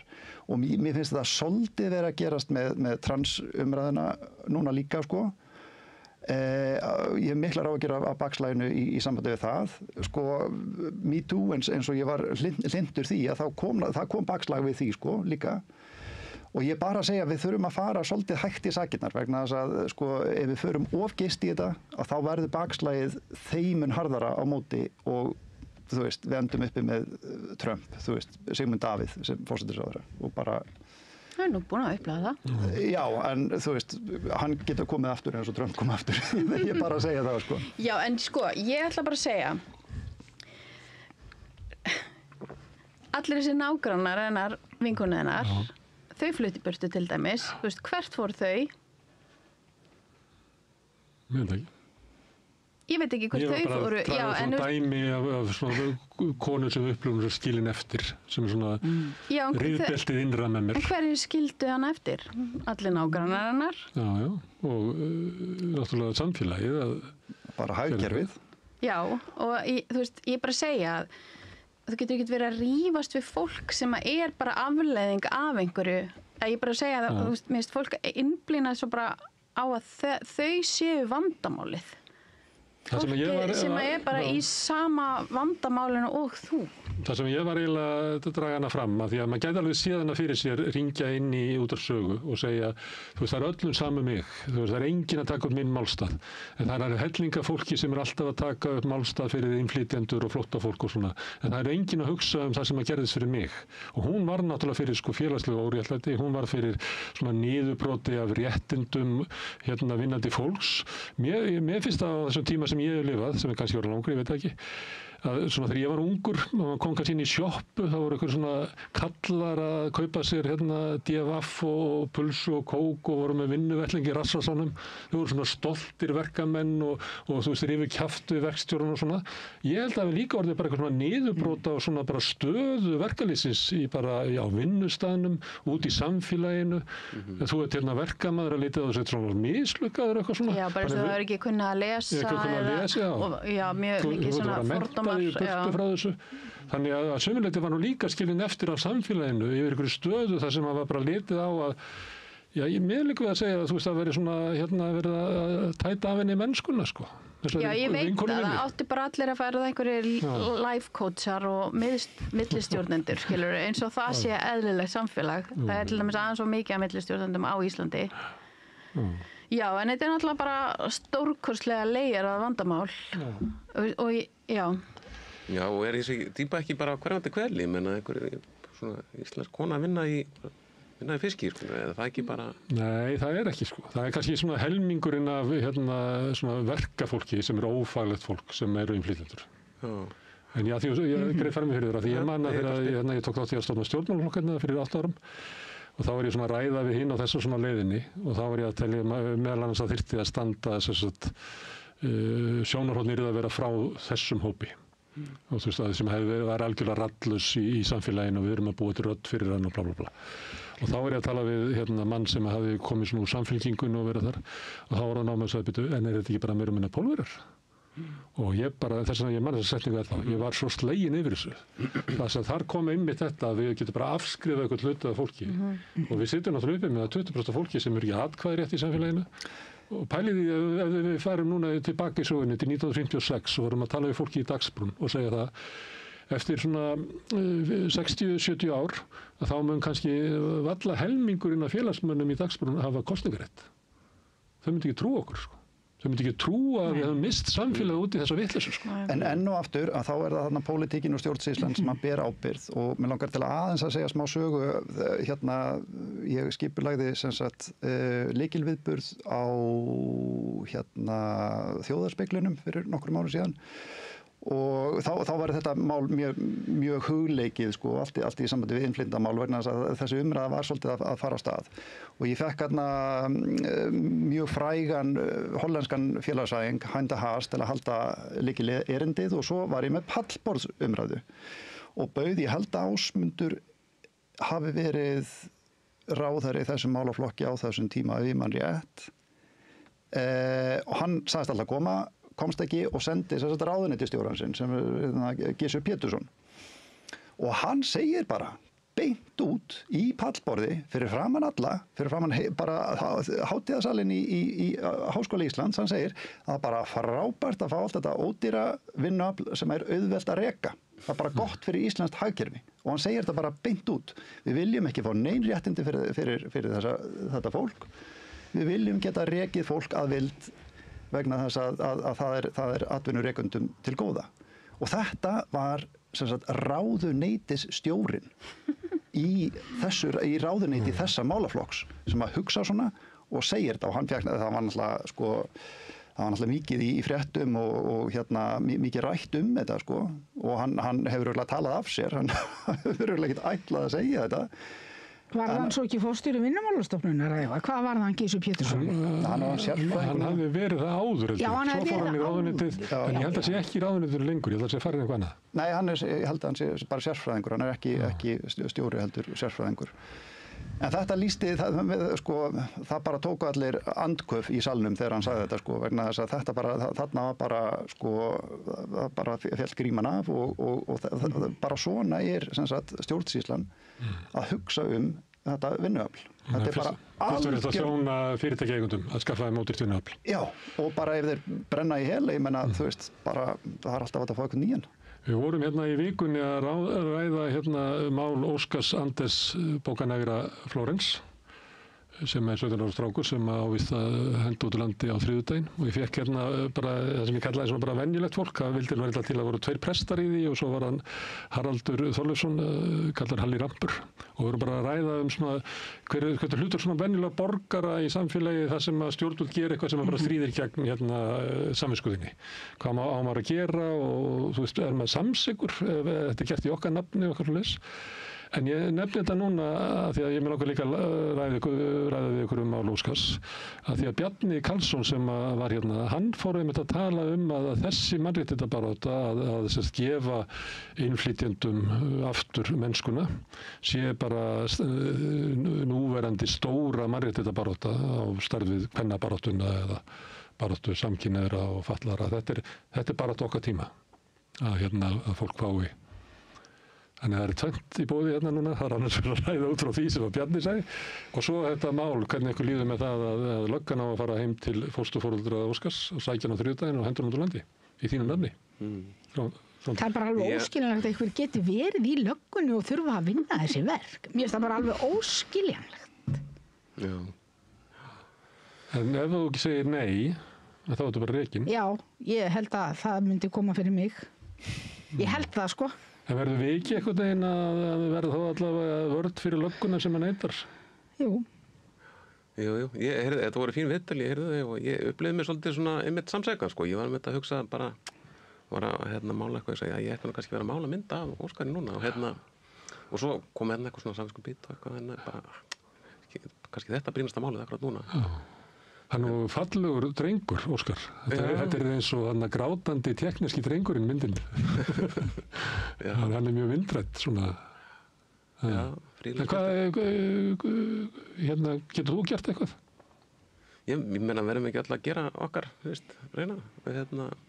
Skrifa undir, mæta mótmæli. Já. Senda þingmannabréf. Já. Láta ég sig heyra, sko, Sko, Jason-málið var bara klárast. Þannig að það er bara augljóst að þetta kerfi er búið. Það er eitthvað, eða skilurðu? Og væntanlega stutt í það næsta fram. Jason er hérna. Já, ég veit það, en það þurfti að berjast fyrir réttindum hans. Já. Og hann er líka ennþá yngri og hann er langveikt barn. Og já, mér finnst það bara alltaf að vera birtingamyndin á sama vandamálinu. Bara hver saga og svo bara, já, maður býður bara eftir næsta máli þar sem að maður er eitthvað svona, fólk er bara finnst þægilegt að fara eftir einhverjum reglum sem að, já, bara stendur hérna í þessari bók að ég geti meður ekki gert neitt fyrir þig. Sem ég held að sé ekki satt. Og ég held að eina ástæðan fyrir því ætli að vera með flóttamannabúðirnar á Suðurnesjum er til að koma í veg fyrir að fólk í þessari stöðu geti kynnst fólki hér svo það sé hægt að tala málið þeirra. Og af því það er bara þægilegt að bara færi við vandamáli bara á Reykjanesið og svo og þeir alltaf skipta nafn á þessu frábæra plani sínu. Ég man ekki hvað heitir núna, það heitir eitthvað loka úrræði, búsetúrræði, núna heitir þetta eitthvað annað og þeir alltaf að þetta er svo ömuleg pæling. Og já, ég finn bara til með Óskari og fjölskyldunni sem er að reyna að berast fyrir honum og og finnst það bara glatað og eina sem maður getur gert er bara búið til þrýsting og ég ætla að skipta umræfni í smástund af því að HSI var að rifta samningi við Rapid eftir ótrúlega, það var að gerast núna. Það var bara fréttur áðan. En við getum hort á landslið að vera með Rapid hérna. Já, og þær eru líka hluti af breytingunum út af því að mynda svona þrýstingur og bara, þessi iconic mynd bara, það sem þær halda fyrir merki á í búningunum eftir að þurftu að, ég veit ekki hvað hefði gerst eða þegar þau voru spilað með ísraelska liðið. Já, og mér finnst svo ótrúlegt að því það er alltaf verið eins og af því að Íslenska ríki var að endursemja við Rapid og mér finnst svo ótrúlegt af HSI sem er bara, þarf miklu meira styrkjunum að halda og þetta miklu meiri fórn í raun og veru að þau sem sagt geti gert þetta en ekki ríkisstjórnin og þau eru eitthvað alltaf að hugsa málið um einhverja yfirlýsingar þegar að fólk er bara vill í alvörunni að þessu aðgerðir og bara láta verkin tala svo kemur bara HSI og gera það og minnst handboltastelpunnar eiga bara þakkir skildar að hafa, tekið þátt í þessu að ég skil ekki hvað fólk heldur að tapi á því að tala fyrir svona hlutum. Já, því að þú málar eftir að hlusta á samstöðuna og möta mála eins og Jón Óskar og hlýri. En það var annað viðtal í vikunni sem við Helen Ólafsdóttur sem er öryggissérfræðingur. Það sem vorum að ræða svona ábyrgð Evrópu á ástandinu í Gaza. og það er náttúrulega bara svartnætti, en það er smá breyting sem að virðist þurfa að vera og það sem hún var að benda á að núna megi sjá, þegar hún býr í Englandi, að nú má sjá sko þingmenn standa upp og tala án þess að þú veist, algjörlega bara verða undir valdaranum eins og hafði verið, að svona síanista lobbyið hafði bara réði á allri umræðinni, þannig að það er eins og að sé, þú veist, að bresta aðeins og það verður til smá rými fyrir þá sem að andmæla að geta gert það án þess að sko bara fórna lífi sínu fyrir það. Og það er svo mikilvægurt þrep sem og kannski þetta dæmi HSI, dæmi það að þetta er að bresta. Að núna orðið bara sómasamlegt að taka bara alvöru afstöðu og neita þessu, án þess að kalla bara einhverja hörmungar yfir þig og fjölskyldu þína. Þannig ég held að þetta sé mikilvægt sko, og ég veit ekki hvort þetta sé að gerast þannig alla Evrópu, en það er svona smá tónbreyting. Macron var með smá svona góða yfirlýsingu. Vegna þess að hann hræddur. Já. Hann hræddur. Og hann reynir að gera eins lítið og mögulegt til þess að svæfa mótmælin, en ef það er rými meðal mótmælenda að standa upp og segja satt, þá getur verið að þetta bresti. Ég veit ekki. Ég veit ekki. Ég býr ekki miklu vana með þetta. Ég meina þau voru að setja níkap, dæma þau fyrir einhver terrorista. Í Ameríku? Nei, í Bretlandi, já. Ég meina þetta er ennþá í gangi, þetta er ennþá að handtaka blaðamenn og...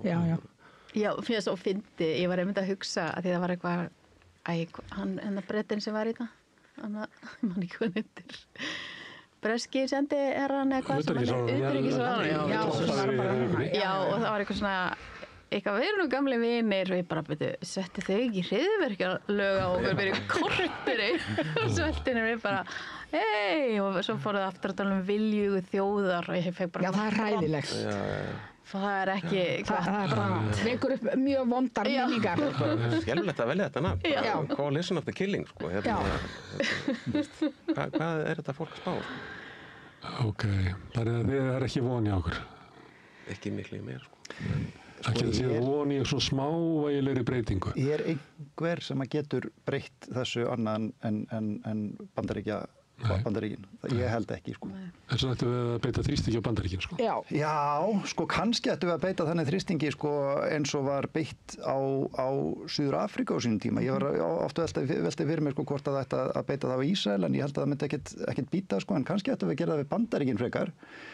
Og sem það bara það að sko,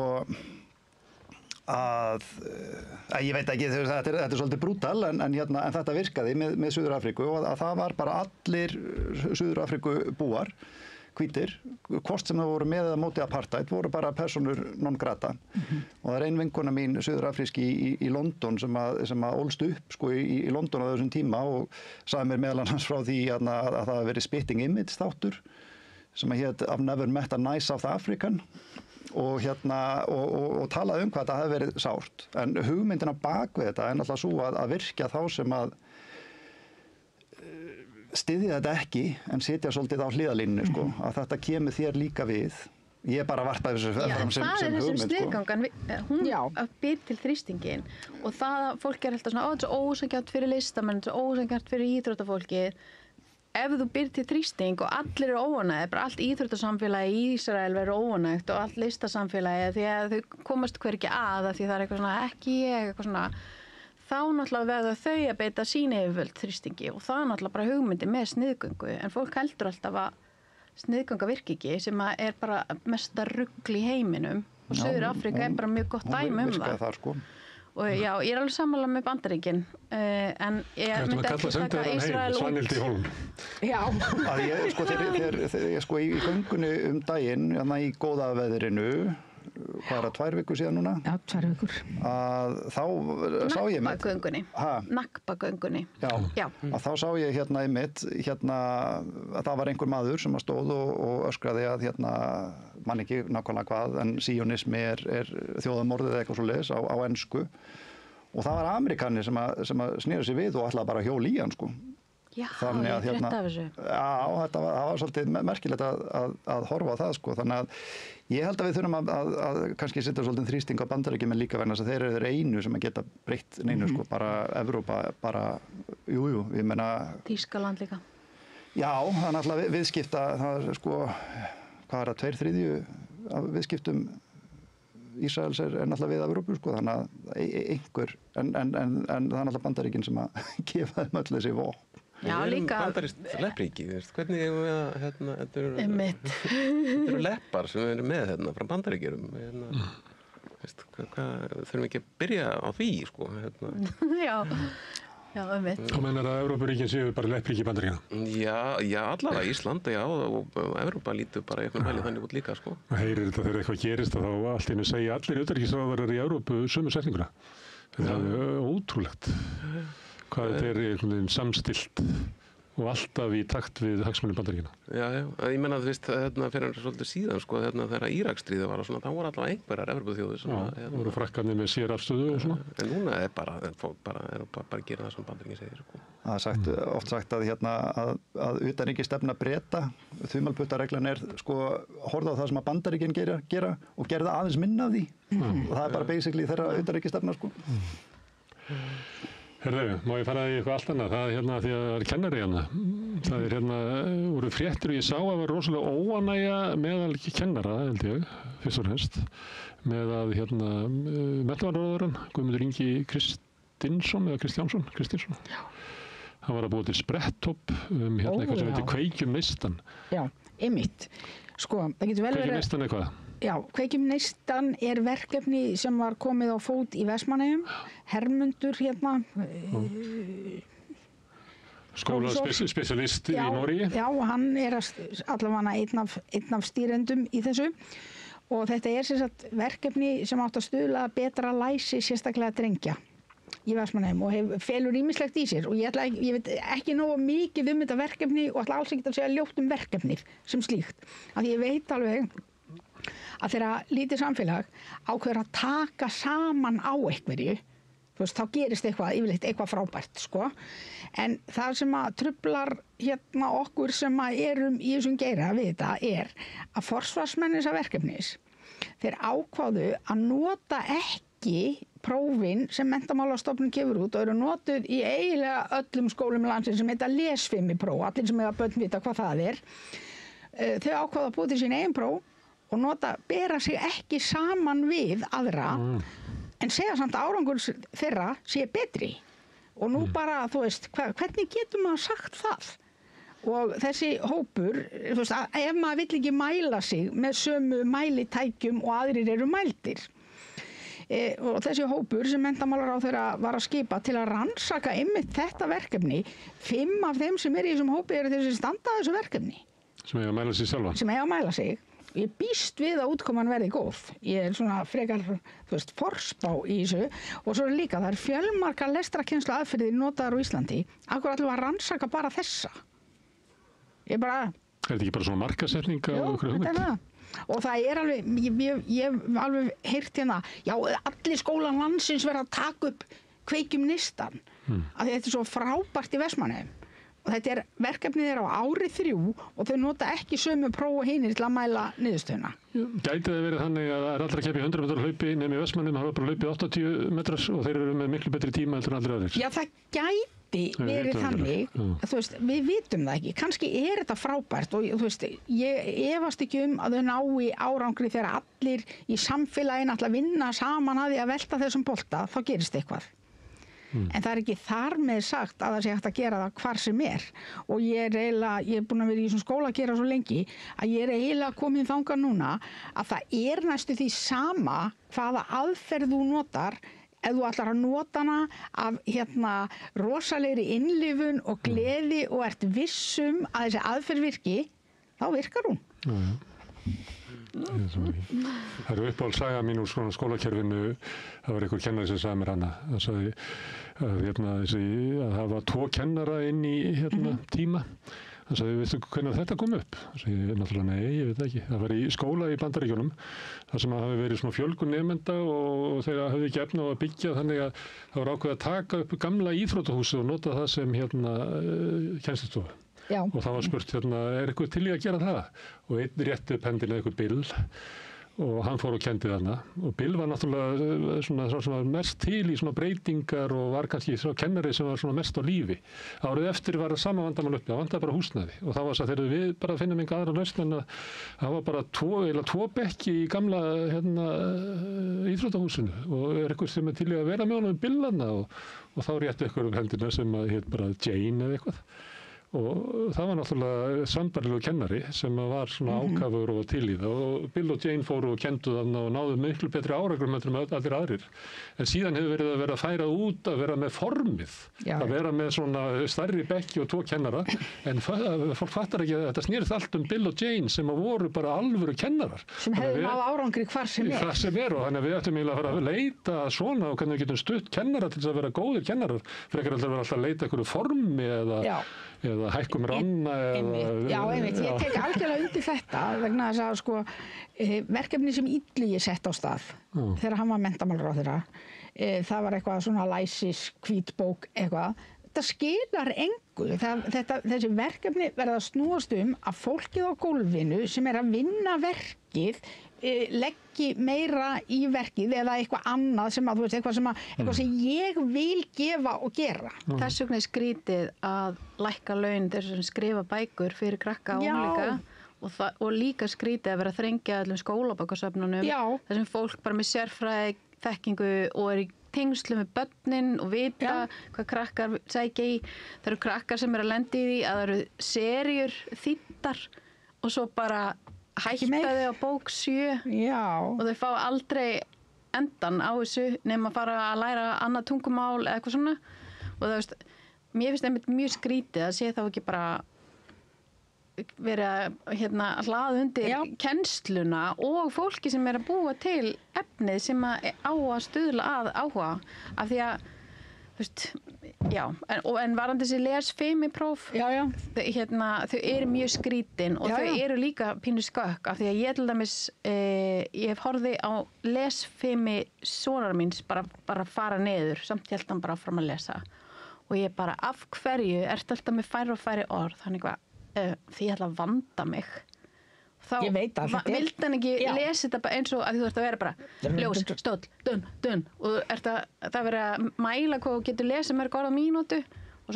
hann var bara ljósastaur og bara tafði þetta og ég var eitthvað, já en þá kemur ekki rétt og svo er eitthvað, hvað er ég að þræta við hann veist, það er fáránlegt kerfi bara næri ítlutanum til dæmis týpur eins og hann sem er bara með endalaust drive og bara getur bara svo rosalega áhuga saman krakki og ég er búin að sjá hann missa áhuga á fögum sem hann hafði áhuga á út af kennslu og bara, þú veist, það þarf að gera eitthvað en eins og þessi lesfimi er það bara spretthlaupur í lestri það er bara spretthlaup í lestri og það eru þetta spretthlaupið er ákveðin forsenda fyrir þú getur náð samhengi þú veist, þú þarft að ná ákveðin hraða til að geta náð samhengi texta þú mátt ekki fara ofrætt samt nei, þá ertu farin að gera þá ertu farin bara að spóla sko. Ég var skjótinn lélugum brandara út í Allen ég fór að hraðalesta námskeið við lásum Stríð og frið og hvernig var hún? Hún var í Rússland en það er einhvern veginn hljómar einhvern veginn fyrir okkur í skólasamfélaginu eins og það eigi eitthvað að reyna að tróða þessu Vestmannaeyjaverkefni sem eflaust er fínt niður kokið á öllum og þú veist, það er eitthvað sem fer öfugt onni marga. En er þetta ekki bara því þau voru fyrst að tala við hann ráðherra? Hann hljómar svo vel meinandi náungi. Það er svona eins og það er frábært, gott í komið. Þetta var líka, síðast þeirra ráðherra var líka þarna. Inn í þessu, og það settur ótrúlega mikið peningur í rannsóknir á þessu sem er líka skrítið. En okkur var ekki að tala við ykkur? Það er nú stóra spurningin. Það er búið að vinna systematískt að því frá viðskiptaráði og ýmsum stjórnmálaflokkum að draga úr kennarastéttinni og gera hana ómarktæka. Ég hef talað við hellinga fólki sem kemur út mennta fræðum í háskólanum og skólum og eitthvað svona og það er allt önnur umræða heldur en til dæmis keyrð áfram það voru svona þættir sem hann gerði þarna hann sem er á baku þetta verkefni sem var eiginlega það að kennararnir stæðu hræðilegu vegi fyrir menntun barnanna. Þetta var bara margra þáttasería hjá RÚV. Þannig það búið að vera kerfislega verið að grafa undan trausti á kerfinu sjálfu, að kerfið sjálft geti sérst fundið lausnir á sínum málum. Heldur verður við að setja eitthvað sem hefur farið á svona stjórnendanámskeiði á HR eða eitthvað þar til þess að hafa stjórn og kennarónum til þess að þeir fari ekki með menntakerfi okkur út í skurð.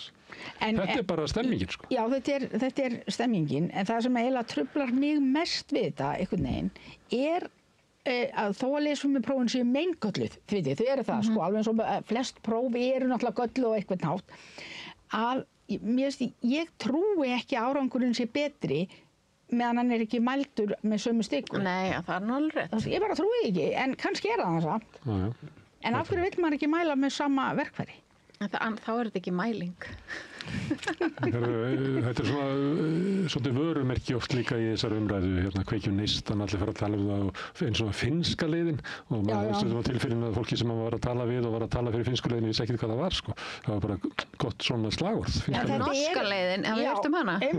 Norska leiðin? Nei, norska leiðin er Hún er vist vond, segir allir, jú. Nei, norska leiðin, eins og við tölum í barnabókabransanum, það er ríkið kaupir 1500 bækur af höfundum sem skrifa bækur sem hafa ákveðið bara gildi, bara annarkvort fagfræðilegt eða menntalega séð, eða skiljiði, svona fræðilegt gildi bara.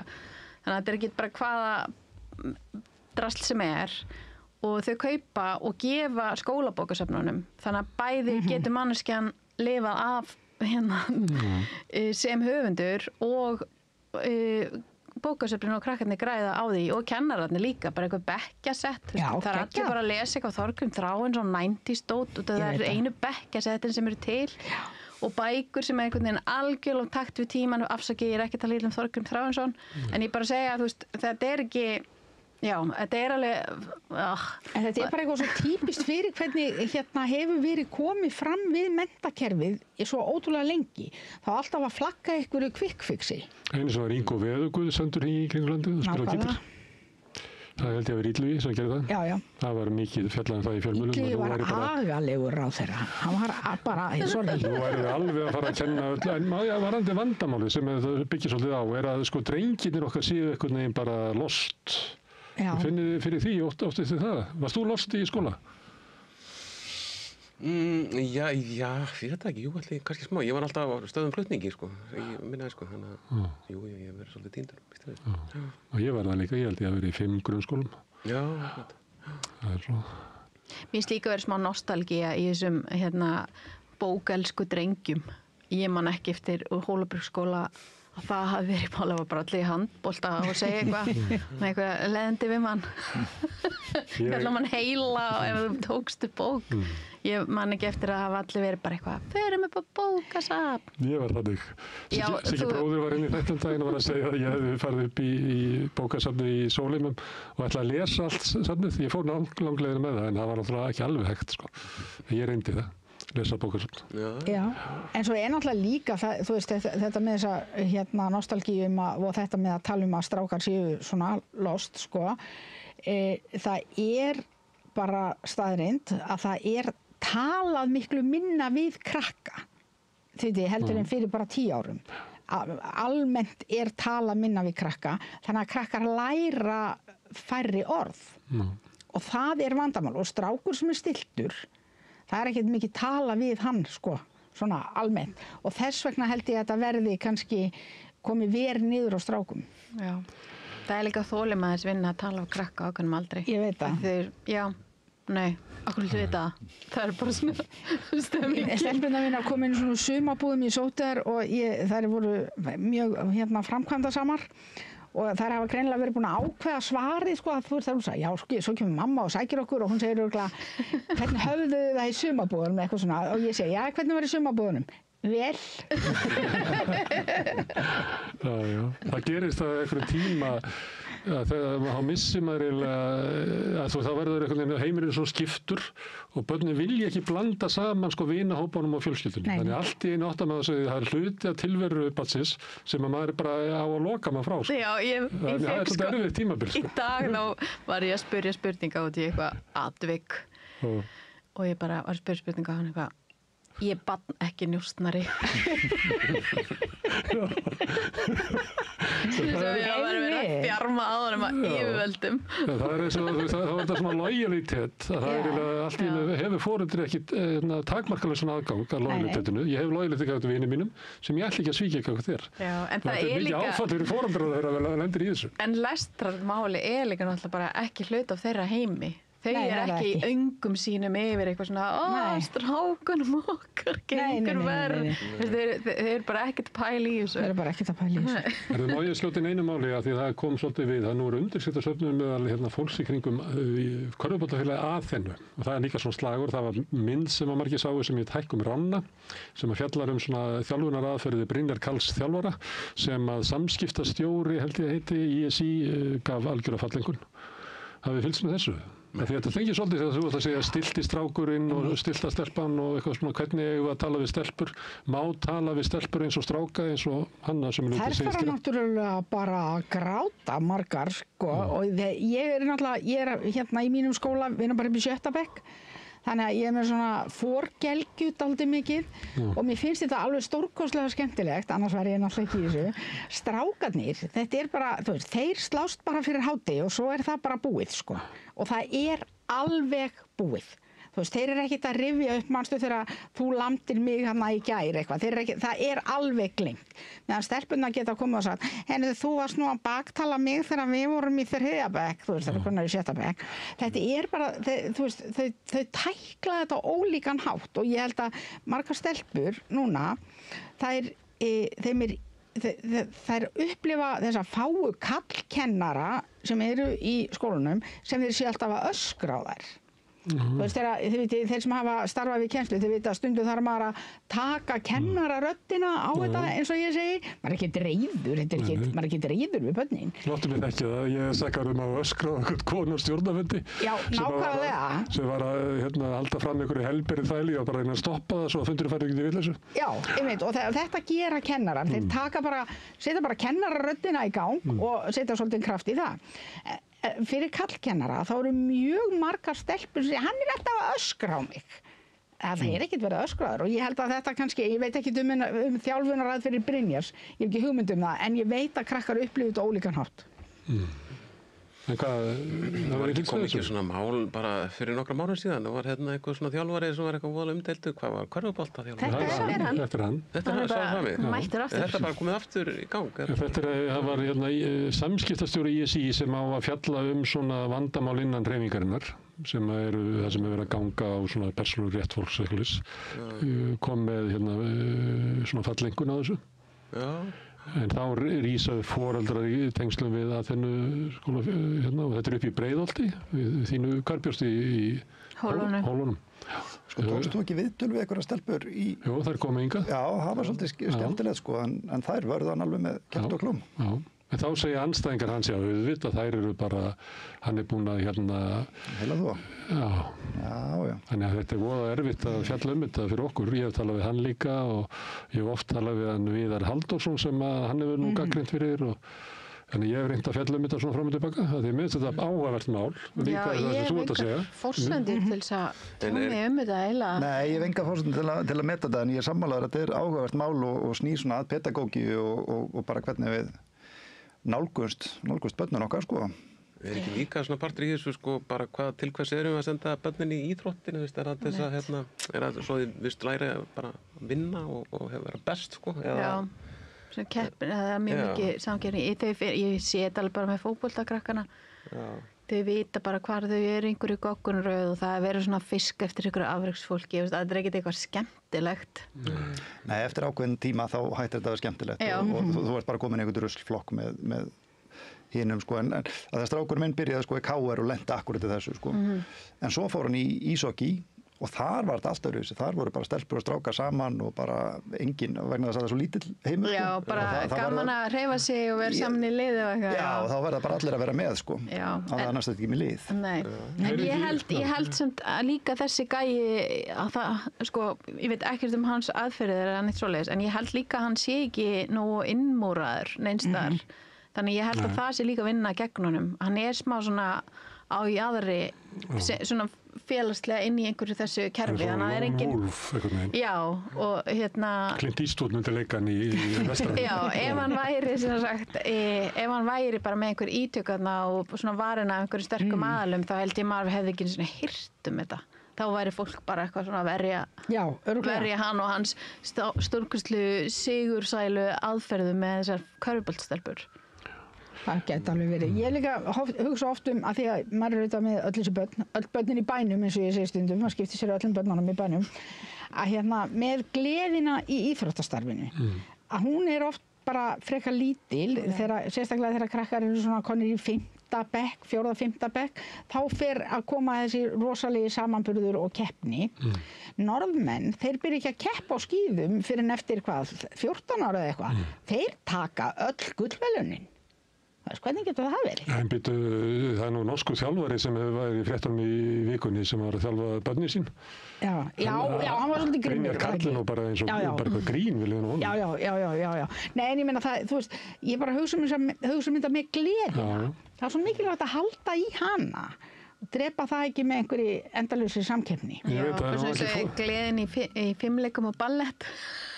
Já, það er ekki foreldrar að maður heyri talað það að það er verið að fara einmitt í ballett og í fimleika og í fótbolta og frönsku námskeið og allt í nefnir allur tími barnsins skipulagður í skipulöðu starfi. Já, börnum má ekki leiðast í dag. En það vera bara hinn frjálsi leikur sem að ég held að sé langmikilvægastur í að gera okkur svo bara félagslega hæf, Við erum ekkert félagslega hæf að vinna alltaf einhverju híraki í stofnuninn á einhverjum fótboltavelli. En ég held líka bara margir standi fram fyrir því að annarkvort krakkin í tölvunni eða á einhverju námskeiða róteringu og fólk bara að reyna að koma í veg fyrir það og svo vinna allir alltaf mikið þannig að þú getur ekki verið heima, mónitora einhverja skjánótkun og þá er bara betra að vita einhverjum þar sem einhverjum þjálfur eitthvað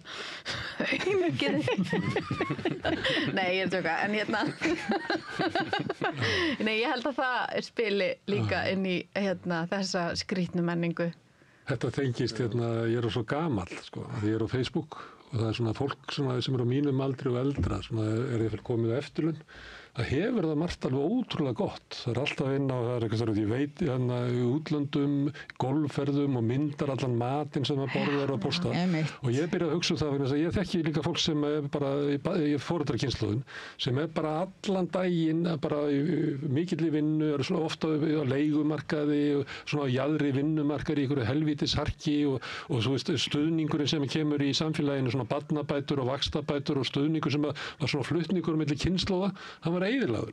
Þannig við sitjum uppi með svona hluta af eldra fólkinu sem hefur það bara rosalega gott í skuldlausum íbúðum. Já, við erum bara býðið til að erfa þau. Þú verður orðin kominu 60 þegar þú verður. Já, þau var all 100 ára. Já, eitthvað svoleiðis.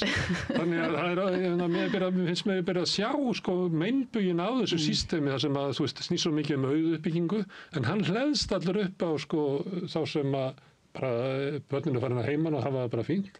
En foreldrakynslóðin þar sem að börnin okkar eru, að þau bara sjá ekki, það er aldrei pása, Bara eins og hamstur og hamstursjóli. En er það nýtt? Já, það var meiri stuðningur við. Það var þessi námslánakerfi, þar sem að fólk kom ekki stór skuldugt út úr námi. Það var barnabótakerfi var betra, vaxtabótakerfi var miklu betra. Það er eiginlega bara horfið, Það fólk hætt að taka námslán. Af því að þú getur eiginlega, það hjálpar þér ekkert í námi. Af því ef þú kemur að efnalitlu heimili og tekur námslánin, að þá dugar það varla fyrir húsalegu. Þannig þú þarft að vinna með, þá fær ekki námslánin. Þannig að námslánakerfi það hjálpar ekki til þess að auka aðgengja námi lengur. Þannig það er svo margt í systemin okkar sem er eiginlega brotið og ónýtt. Það er það. Fyrir utan það, ég held að námslánin mín séu nákvæmlega sama upphæðu voru 2004, Já, alveg sama hvað ég borga mikið það. En ég næði aldrei tekju tengdu greiðslunni. Ekki heldur. Þannig það er bara að borga eins og ári. Herru, gaman að fá okkur að spjalla samfélagið og fréttinnar. Erum við ekki búin að fara yfir þetta? Jú, ég er með samviskubiti yfir að hafa verið tala illa ímynduðu vinkonuðina í Breiðholtinu. Já. Maður þarf ekki að setja sig í spor annara. Nei, menn það er gott að spyrja svona spurningar, Já. Já, en ég reyndar, sko, ég fann það alveg og ég var líka alveg í kleinu, þú veist, ég að breyta því í Stefán Einar að einhvern veginn alltaf rukka þig einhverja tiltekna afstöðu. Mér fannst mér langaði bara aðeins að pröfa að setja þetta mál svona. Já, nei, ég reyndar þekkti gamla konu sem var svona ein eftir í fellunum, hún kvartaði nú ekki neitt. Hún satt bara og reykti í sólskálanum sínum. Ekkert að pæla í nágrunum. Það finnst mjög gaman að ræða við ykkur og mér finnst alltaf gaman að sitja hérna og tala við skemmtilegt fólk. Ég hef trú á því að það sem vantaði í samfélagi svona samtal við eitthvað svona borð, vaxdúkað borð í eldhús upp til sveita. Og búið til verkamanna, bænda, sjómanna, háskólamennta flokkin. Já. Það er laustplass. Listamanna. Og listamanna, já. Flokkur almennings. Já. Já, herðu. Þrándur, Lóa, Kjartan og Jóna. Kæra þakki fyrir komuna. Og ykkur þakka ég kærlega fyrir sem hafa verið að hlusta eða horfa og breyta þessu samtölu okkar í fjölmiðlun. Ég minni ykkur á að það er þið sem hafi byggt upp samstöðuna bara með því að horfa og hlusta og segja vinum og vandamönnum frá efni sem ykkur líkar hérna. Þannig hefur dreifikerfið okkar byggst upp af góðri afspurnu. Við höfum aldrei haft efni á að auglýsa. En þið getið bent fólki á að það má finna efnið okkar á Facebook og YouTube og öllu hlaðvarpsveitum, bæði undir nafni Samstöðurinnar og einstakra þátta. Við erum í útvarpinu á stór höfuðborgarsvæðinu, þar erum við númer á FM 89,1. Það sendi ekki nástálfi á sunnanvert Snæfellsnesi, langt upp í Borgarfjörð, upp á Litlu kaffistofu út á Reykjanestá. En það má líka sækja þær útvarpssendingar á spilarann, spilari.is á netinu og svo spilar líka app sem má hlaða niður í símann og hlusta á Samstöðuna og allar íslenskar útvarpsstöðvar hvað sem er í heiminum. Við erum komin í sjónvarpið til þeirra sem að skipta við Símann fjarskiptafyrirtæki, það eru nummer 5 á fjarstýringunni, kannski þetta vill ég veit ekki, munu önnur fjarskiptafyrirtæki bjóða sínu viðskiptavinum upp á efni frá Samstöðunni sem er 24 tíma, svo ring 7 dagvikunar, allan á þessu ring, samfélagsumræðu við þetta rauða borðu í öðrum þáttum Samstöðunnar. Það sem að keyrir uppbyggingu Samstöðunnar áfram er sá hluti áhorfenda og áheyrenda sem hefur gerst áskrifendur. Það er svona eitthvað 1600-1700 mann sem hafa gert það og það er fyrir tilstilli þessa fólks sem okkur hefur tekist að halda úti þessu efni og hægt og bítandi byggt upp Samstöðuna. Ef þú ert þarna úti og ert kannski fyrir löngu búin að ákveða þig að leggja þitt lóð á vogarskálarnar til að vera Samstöðin sem mikilvæg í lýðræðislegu samfélagi, þá hvet ég til þess að láta verða af því og skrá þig fyrir áskrift. Það er gert með því að fara inn á samstöðun.is, það er hnappur sem ástöndur áskrift. Það getur við borgað 2750 sem er grunnáskrift, þú mátt borga meira þú vilt og því sem að kjósið getur látið áskriftina renna sem félagsgjöldin í Alþýðufélagið og það er Alþýðufélagið sem á og rekur Samstöðina. Og ágætt að það komi skýrt fram, það er nú svona á samfélagsmiðlum og svona alls konar getsagnir það út af átöku sem hafa verið innan Sjálfstæðisflokksins sem við höfum kannski átt að ræða hérna en gerðum ekki. Þá er það Alþýðufélagið sem á Samstöðuna 100%. En það er helgi framundan hérna í fyrramáli, þá verður helgispjald sem að Oddný Eir tók við Jósef Blöndal lækni.